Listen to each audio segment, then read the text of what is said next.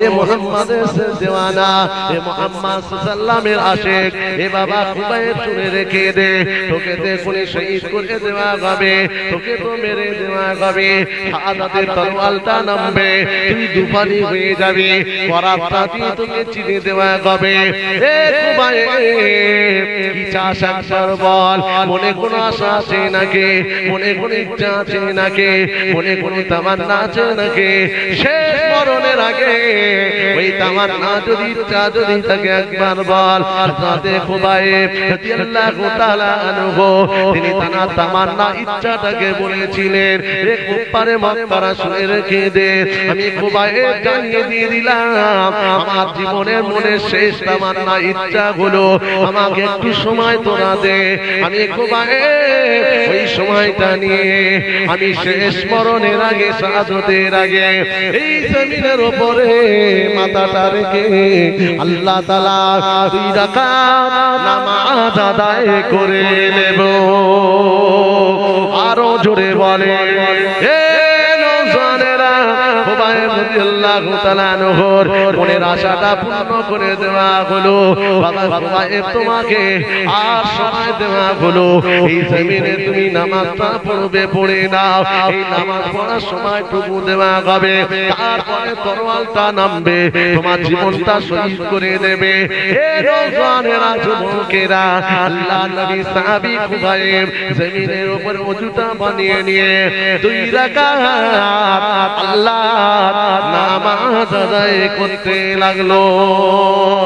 হে নওজওয়ানেরা, 2 রাকাত নামাজ খুবাইব এই জমিনে মাথাটা রেখে সুবহানা রাব্বিয়াল আলা, সুবহানা রাব্বিয়াল আলা এই তাসবিহ পড়তে লাগলো। আর খুবাইব চোখে পানি পড়ছে। হযরত খুবাইব এই কান্নাটা দুঃখের কান্না নয়, এই কান্নাটা ছিল খুশি আনন্দের কান্না, শাহাদাতের কান্না। এই তামান্নাটা শাহাদাতের দরজা পাওয়ার চোখে আনন্দের পানি গড়িয়ে যায়। হে নওজওয়ানেরা, যুবকেরা, খুবাইব মাথাটা তুলে নিয়ে আর বৈঠক শেষ করে সালাম থেকে আল্লাহ নবী সাহাবী সালাম ফেরালেন, আসসালামু আলাইকুম ওয়া রাহমাতুল্লাহ, আসসালামু আলাইকুম ওয়া রাহমাতুল্লাহ। ডান বাম দিক সালাম ফিরিয়ে নামাজ থেকে ফারেক হয়ে হযরত খুবাইব রাদিয়াল্লাহু তাআলা আনহু আল্লাহ দরবারে 2টি হাত তুলে মনের ইচ্ছাটা প্রকাশ করতে লাগলো। হযরত খুবাইব রাদিয়াল্লাহু তাআলা আনহু আল্লাহ দরবারে হাত তুলে বললেন, ও রব্বুল আলামিন, আল্লাহ আমি খুবাইব মারা যাব, শহীদ হয়ে যাব, আমার শাহাদাতের তরোয়ালটা নামবে, আল্লাহ পাক তার আগে আপনার কাছে আমার জীবনের শেষ অন্তিম সময়ে আমার কোনো চাওয়া পাওয়া আশা বলে তেমন কিছুই নাই, তবে আমার একটা আশা হলো আল্লাহ আমার মরণের আগে আমার নবী পাকে জানি না আজকে আমি শাহাদাত বরণ করব, আমার নবীর চেহারা কতদিন আমি দেখি না, আমার নবীকে সালাম দিতে পারি না, আমার নবী পাক আমার ব্যাপারটা আজকে দিনে জানে কি জানি না। ও রব্বুল আলামিন, তবে আমার শাহাদাতের আগে আমার অন্তঃস্থলে মুহাব্বতের সালামটুকু নিয়ে আমার হাবিব পাকের কাছে পৌঁছে দেন, আমার হাবিব জানতে পারো তার আশিক আমি খুবাইব আজকে শরীর কাজ করে দাঁড়িয়ে শাহাদাত বরণ করব। আল্লাহ নবী সাহাবী দোয়া করলো। হে নওজওয়ান যুবকেরা, এই দোয়াটা আল্লাহর দরবারে কারেন্টের মতো কবুল হয়ে গেল। আল্লাহ পাক জিবরিলকে পাঠিয়ে দিলেন, আমার জিবরিল, আমার জিবরিল, আমি চলে যাও, আমার হাবিবের কাছে যাও, তাড়াতাড়ি গিয়ে আমার নবী মদিনার মসজিদে নববীতে সাহাবাদের নিয়ে বসে আছে, আমার নবী পাকের কাছে গিয়ে আর খুবাইবের মহব্বতে সালামটুকু পাঠিয়ে দাও। আপনার একজন আশিক দেওয়ানা পাগল খুলির মঞ্চে দাঁড়িয়ে গেছে, এখনই শাহাদাত বরণ করবে, তার আগে তার মহব্বতের সালামটুকু দিয়ে পাঠিয়েছে আল্লাহ নবী সাহাবী খুবাইবের সালাম জিবরিল আমিনের মাধ্যমে আল্লাহ পাক আমার রাসূলুল্লাহর কাছে আল্লাহ পৌঁছে দিয়েছে। আরো জোরে বলুন সুবহানাল্লাহ। হে নওজওয়ান যুবকেরা হযরত কুবাবে সালাম পাওয়ার সাথে সাথে আল্লাহর নবী মায়ার নবী দয়ার নবী ওয়াজ করতে করতে ওয়া আলাইকুমুস সালাম বলে আল্লাহর নবী মদিনার মসজিদে বেহুশ হয়ে পড়ে গেলেন।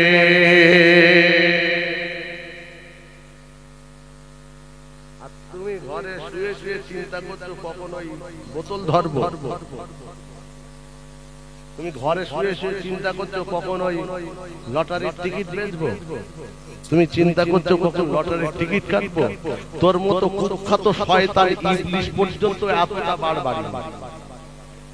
ইবলিস দুটো জিনিস মানে কটা কটা, যে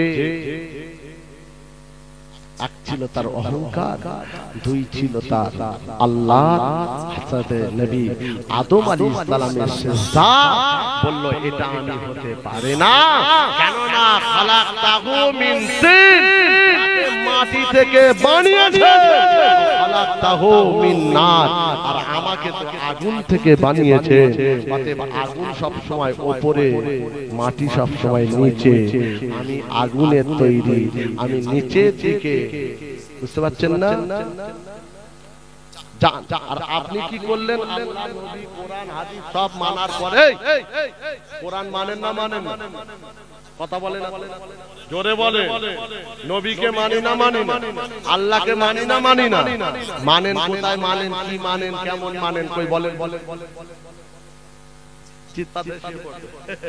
আর পারবেন না, তাহলে আপনি বলবেন না আমি মানি, মানে এই অন্তরে মানি, আর কোথায় এই দুই ঠোঁটের মাঝখানে।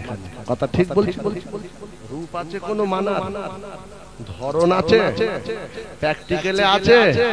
প্র্যাকটিক্যালে থাকলে তো মসজিদে যেতে। নামাজ মানো না মানো না? নামাজ মানো তা মসজিদে যাও, মসজিদে যাও না, তাহলে তোমার নামাজ কি মানা হলো?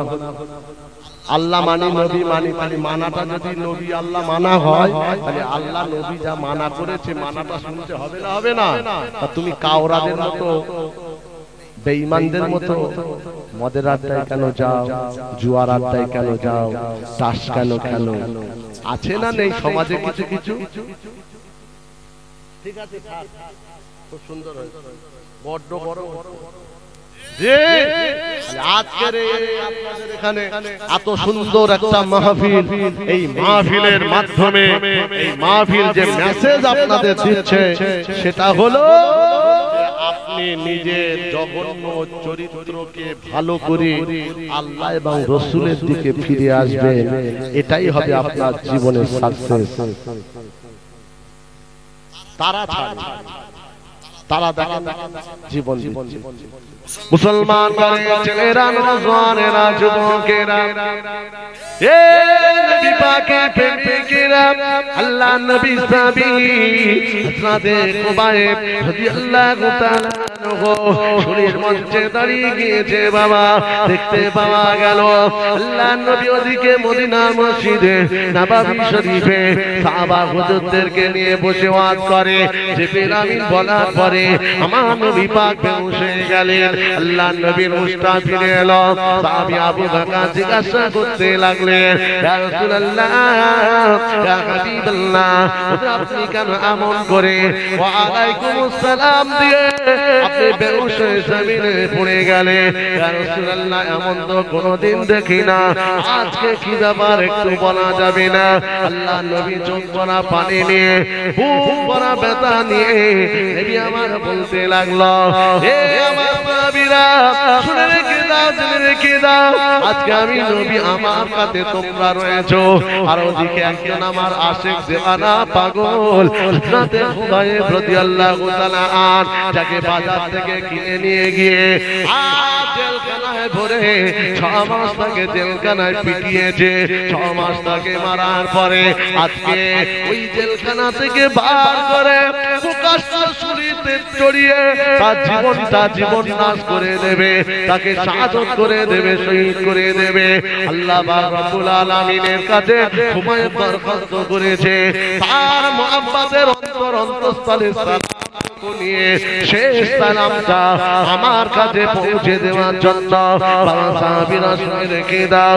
এই মাত্র জিবরিল আমিন আলাইহিস সালাম এসে আমি রাসূলুল্লাহ আমার কাছে সালাম খানা দিয়ে গেছে, আর আমি নবী আমার আশিক মুহাব্বত পাগল দেওয়ানা সাহাবী হযরতে উবাই বিন সালামের জবাব খানা আমি রাসূলুল্লাহ দিয়েছি। আরো জোরে বলে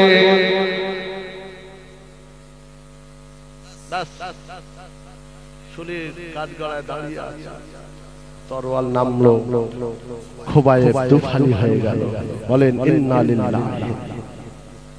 এরকম কোন কষ্ট পেয়েছে? কথা বল। জেল খাটতে হয়েছে নামাজের জন্য? আল্লাহ নবীকে মানার জন্য চড় খেতে হয়েছে? তাহলে সবটাই যদি ঠিক থাকে, আপনি নিজের লাইনটাকে একটু ঠিক করে নেন, চলার পথ। এই কথা ঠিক না বেটা?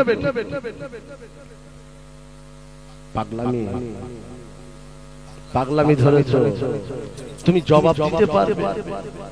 তুমি তো সব জানো, তোমার কাছে তো সব মেসেজ আছে, খবর আছে। কি নামাজ পড়তে হয়, রোজা রাখতে হয়, মিথ্যা ছাড়তে হয়, হারাম ছাড়তে হয়। এই মেসেজ পেয়েছেন না পাননি? কথা বলে সংবাদ পেয়েছেন না পাননি? এটা করলে জান্নাত, এটা করলে জাহান্নাম। আপনারা জানেন না? জানেন না? জানে। এর জন্য কিন্তু জবাব দিতে হবে। আর যদি জঙ্গলে জন্ম নিয়ে জঙ্গলে মরে যান, ওখানে যদি মাটি হয়ে যায়, আপনার জবাব দিতে হতো না। কেন? ওই জঙ্গলে দ্বীন, ইসলাম, কোরআন, সুন্নাহ, আল্লাহ নবীর কোন সংবাদ মেসেজ আপনার কাছে যায়নি। অতএব যেটা আপনি জানেন না, ওর উপরে আল্লাহর কোনো প্রশ্ন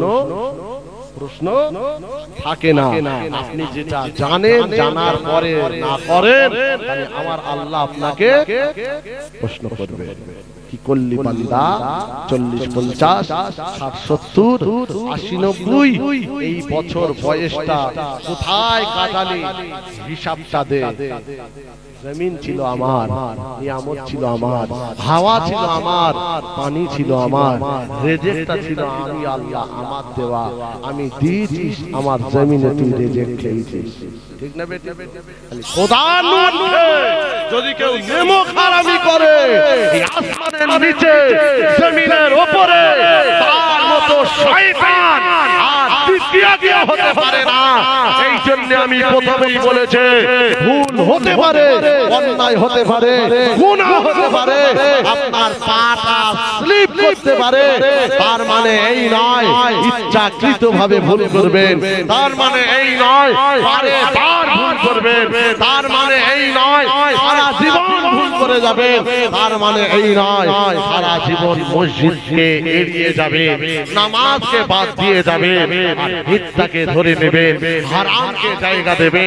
এটা মানুষের কাজ নয়, এটা চরিত্রবানের কাজ নয়, এটা ইমানদার মুমিনের কাজ নয়, এটা হলো পাক্কা ইবলিস শয়তানের। আজ মরলে কাল, আজ মরলে কাল। এই তো মসজিদ এক্ষুনি মরে যাবে, সকালবেলা হেঁকে দেবে যে ফজর আলী চাচা মরে গেছে, জোহর বাদে কি হবে? জোহর আলী চাচা মারা গেছে, জোহর বাদে জানাজা হবে।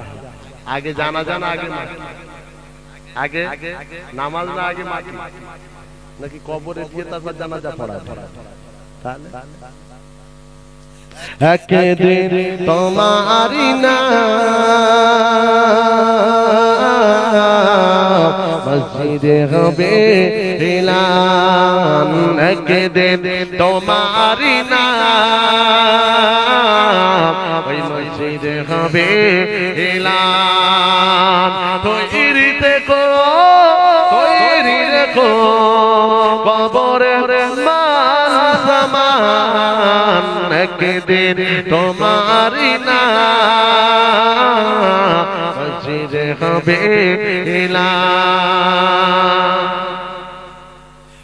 একদিন তোমাকে পরিয়ে কাপড়, সঙ্গী স্বজন করিবে দাফন, হঠাৎ চলে যাবে আদরের ধন প্রিয় মা বাবাকে হাসিয়ে নয়ন তাই তৈরি থেকো তৈরি রেখো তৈরি থেকো তৈরি রেখো কবরের মাল সামান একদিন তোমারি না মসজিদে হবে এলান আল্লাহুম্মা জোরে জোরে জোরে জোরে জোরে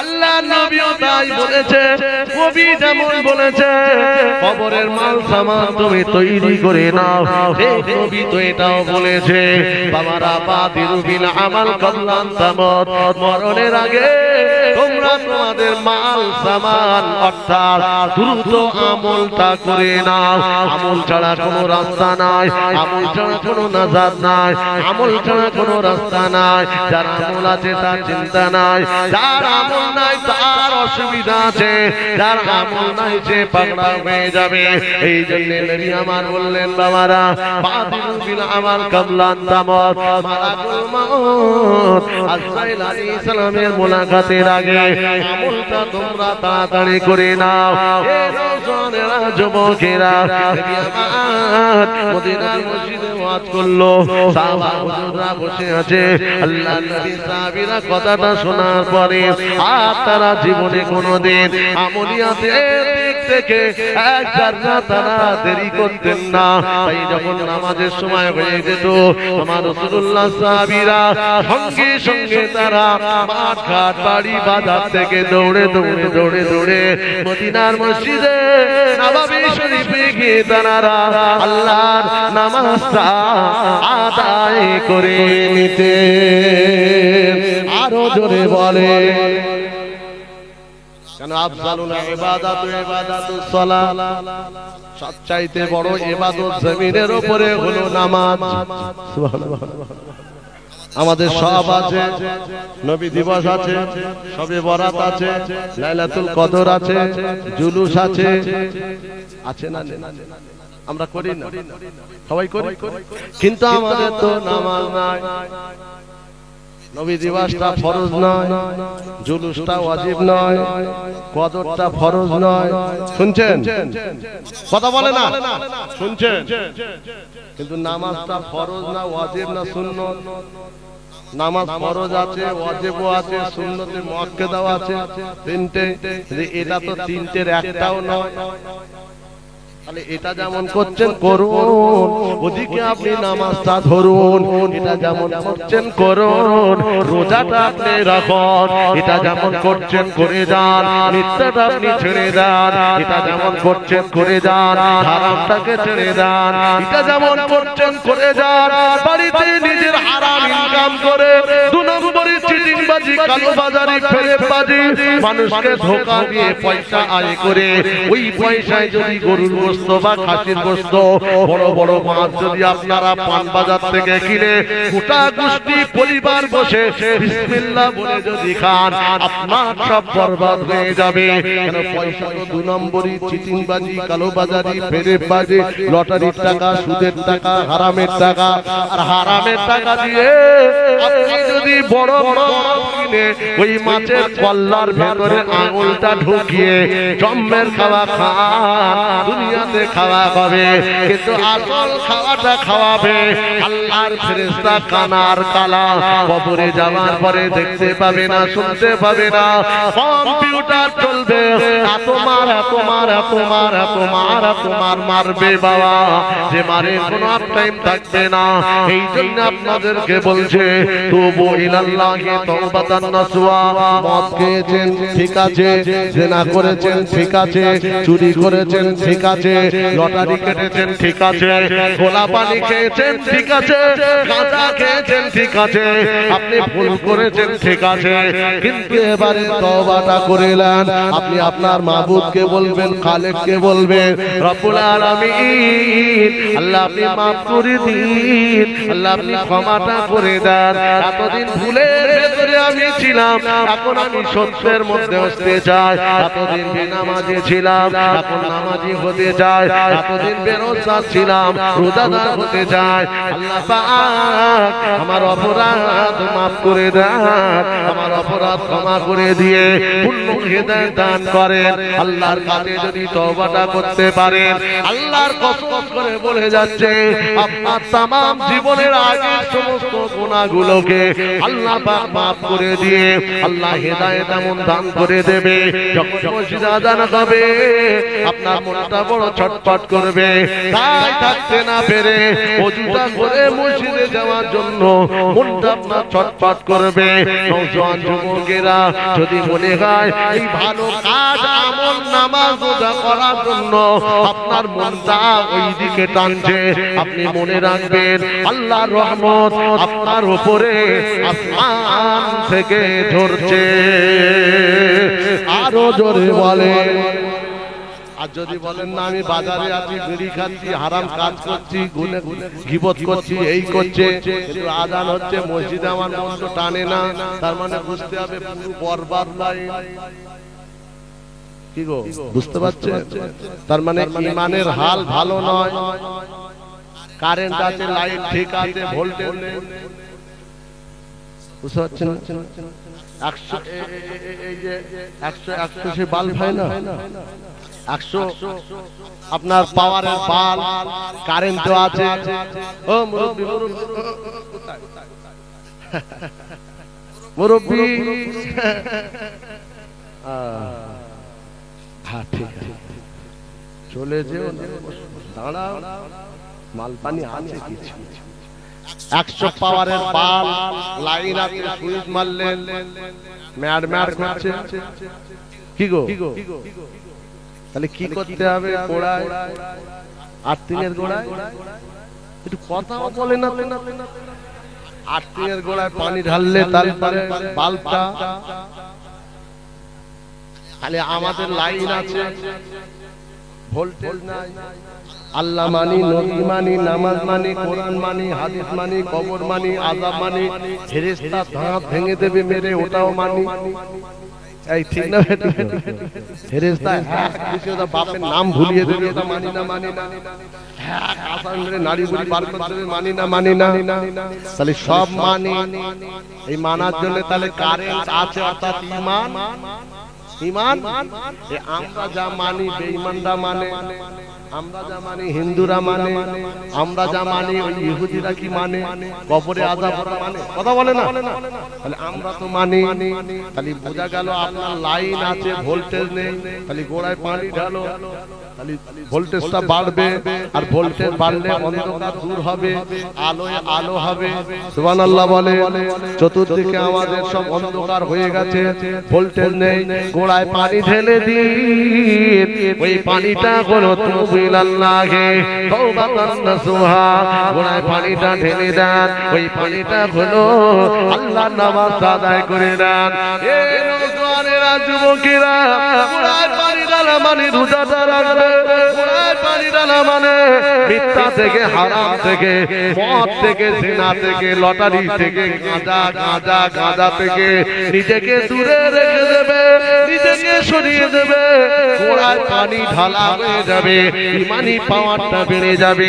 যার যত ঈমানি পাওয়ার বাড়বে, তার থেকে মিথ্যা যাবে, তার থেকে অহংকার যাবে, তার থেকে 2 নম্বরই যাবে, তার ভেতরে আলো আলো হয়ে যাবে।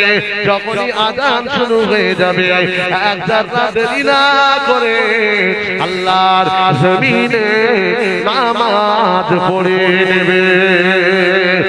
আরো জোরে বলে। কথা কি বোঝা গেল?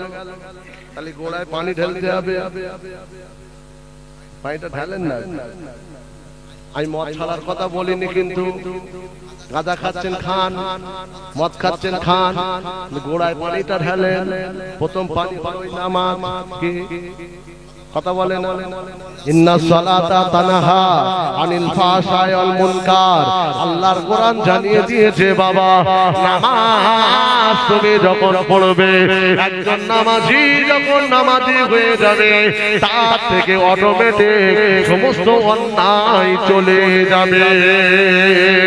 আরো জোরে বলে, নামাজি লোক মদ খায়, কথা বলে না, 5 ওয়াক্ত নামাজ পড়ে মদ খায়, 5 ওয়াক্ত নামাজ পড়ে লটারি কাটে, 5 ওয়াক্ত নামাজ পড়ে গাঁজা খায়। আপনি নামাজ পড়েননি বলেই গোলমাল হয়। নামাজটা আপনি পড়েন, দেখবেন ও মদ পথ সব কোথায় দূর হয়ে গেছে। কথা ঠিক না বেটা? ঠিক বেটি, হ্যাঁ হু সব ঠিক আছে, হুজুর তুমি যাও, হো আমাদের ব্যাপার, আমরা বুঝে নেব, তাই না? আমার দেখা ওয়াজ করার কথা ওয়াজ করছি, বলার দরকার বলে যাচ্ছি। যে মানবে কপাল ভালো, যে মানবে না কপাল কালো।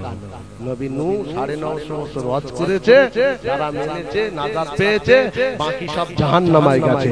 ইব্রাহিম খলিলুল্লাহ ওয়াজ করেছে, যারা মেনেছে জান্নাতি হয়েছে, মানেনি জাহান্নামে গেছে। মুসা কালিমুল্লাহ ওয়াজ করেছে, মুসা নমরুদ ফিরাউন সমেত দল ওই লোহিত নীল দরিয়ায় আল্লাহ চুবিয়ে মেরে তাদের জাহান্নামে পাঠিয়েছে। আর কওমে মুসা যারা সব নাজাত পেয়ে আল্লাহর জান্নাতি হয়েছে। তুমি মানবে না মানবে আমার কি কথা, ঠিক বলছি না ভুল? প্রথমেই তো বলেছি জোর করে মানানো যাবে না, আর জোর করে মানানো শরিয়াতে চলবে না। আমি আপনাদের এই কি বলে লাঠি দিয়ে মারবো আর বলবো এই নামাজ পড়, এই এটা কর না, লা ইকরা ফিদ্দিন। প্রথমেই এই কথাটা আমি বলেছিলাম না বলি? যারা মানা ঠিক মানবে। এই যে জলসাটা হচ্ছে আজকে, ভালো না খারাপ? ভালো ভালো। এই যে বসে আছেন, কবে এরকম সুবহানাল্লাহ পড়েছেন, কবে দরুদ শরীফ মনে আছে কি অনেকের মনে নেই, কবে আল্লাহ আল্লাহ করেছে অনেকের মনেই নেই। এই যে কোরআন হাদিসে নবী রাসূলের আল্লাহ দ্বীনের কথা যে শুনেছেন, এটা ভালো না খারাপ? আর এই ভালোর মাধ্যম দিয়ে তো ইনশাআল্লাহ একটা খারাপ চলে যেতে পারে। ঠিক বলছি না ভুল বলছি?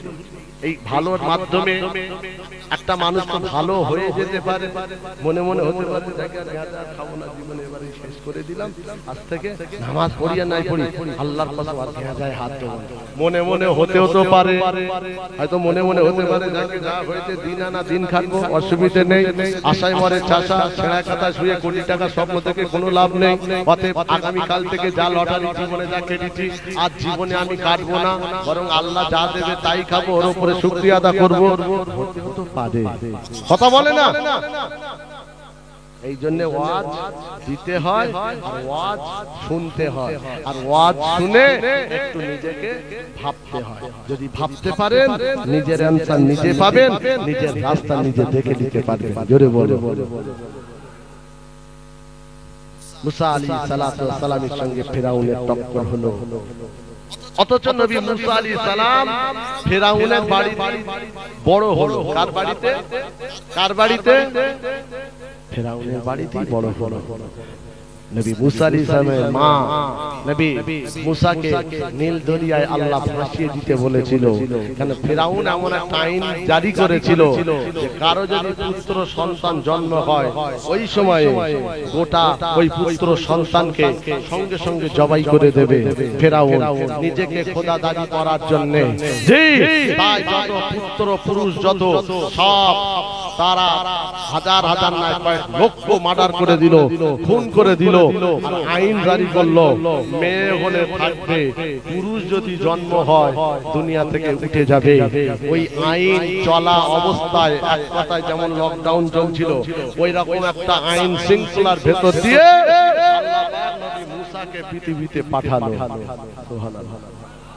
নবী মুসা আলাইহিস সালামের মা আল্লাহর কাছে কাঁদলো, আল্লাহ এখন একটা আইন চলছে, ফেরাউন জানলি ও তো আমার বাচ্চাকে মেরে দেবে, আল্লাহ এখন কি হবে? আল্লাহ পাকের তরফ থেকে বলা হলো, এই মুসার মা চিন্তা করো না, আমি আল্লাহ ওই বাচ্চার দায়িত্ব বাঁচিয়ে রাখা, আমি আল্লাহ আমার। সুবহানাল্লাহ। মুসলমান করে ছেলেরা, নওজওয়ানেরা, যুবকেরা, প্রেমিকেরা, আল্লাহ পাক আমার নবী মুসা আলাইহিস সালামকে মাকে জানিয়ে দেওয়া হলো, মা জননী, মা তুমি ওই বাচ্চাকে একটা বাক্স বানিয়ে নদীতে নীল দরিয়ায় তুমি ভাসিয়ে দাও। ওই বাচ্চার দায়িত্ব একমাত্র স্বয়ং আল্লাহ পাক নিজে নিয়েছে। মুসা আলাইহিস সালামের আম্মা জান একটা বাক্স বানাবে, যে বাক্সের ভেতরে পানি যাবে না, যে বাক্সের ভেতরে ভাসিয়ে দেওয়ার পরেও এক ফোঁটা পানি যেন না ঢোকে। আল্লাহ নবী মুসা আলাইহিস সালামের আম্মা জান সোজা একটা সুতোর মিস্ত্রির কাছে গেলেন।